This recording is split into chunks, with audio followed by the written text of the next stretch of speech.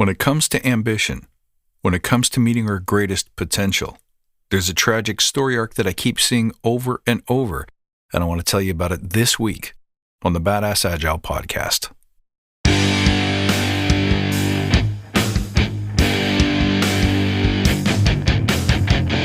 Greetings, team.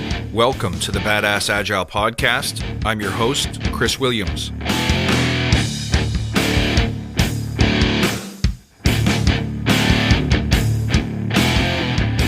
Hey, my friends, it's great to see you. Thank you for tuning in. As always, I appreciate having you guys as listeners.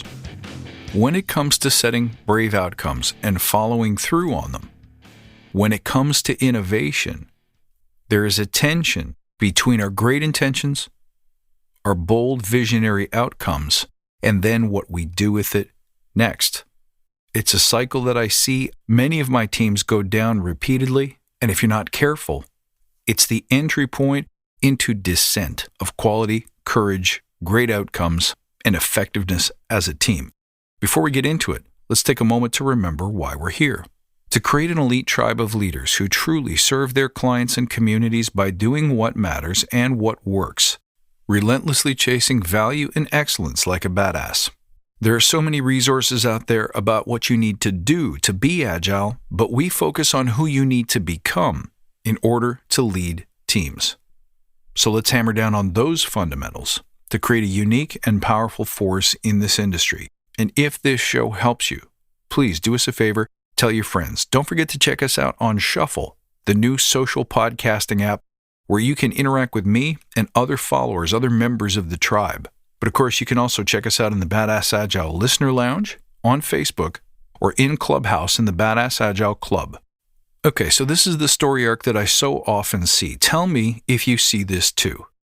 As an Agile team, we get together, we have great ambition, we set brave outcomes, we answer the call, we have sweeping, grand, and courageous visions of what the future could look like, of how we will perform, of the value we're going to add, the customers that we're going to delight, the cultures that we're going to create. So we build our teams, we begin to move, and then what happens? We start planning, good. We start doing, that's great, awesome, happy with that. And then we start failing. Either things go completely wrong, they don't work out the way we planned, or we encounter the traditional cast of characters, resistance, difficulty, slowness, complexity, all of the things that tend to foil us and confound us as we're trying to drive outcomes. Sometimes we just plain lose focus, we lose courage, we lose ambition, we lose grit when things get difficult, and we encounter the reality on the ground.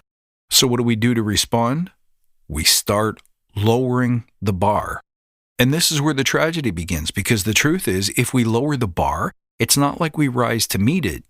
We simply start shrinking in response to it. That's the truth.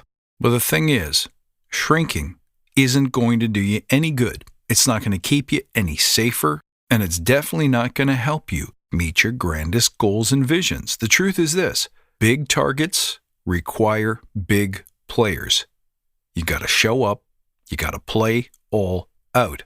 So what can you do when things get difficult? When you set great big ambitions and it turns out they're hard to hit. It turns out you've got some gaps. It turns out you've got some building, some growing, some developing to do before you're able to hit those targets at the speed and with the precision and effectiveness that you really want to as an individual, as a team. Well, here's the thing. Start with training wheels. There's nothing wrong with that. Don't lose your big grand vision, but realize in the beginning, it's all going to be a dog's breakfast. You're going to be forming as a team. You're going to be learning how you work. You're going to be learning how to grow, learning how to learn, learning the personalities of everyone in the team, learning the mechanics of the organization, maybe even learning Agile.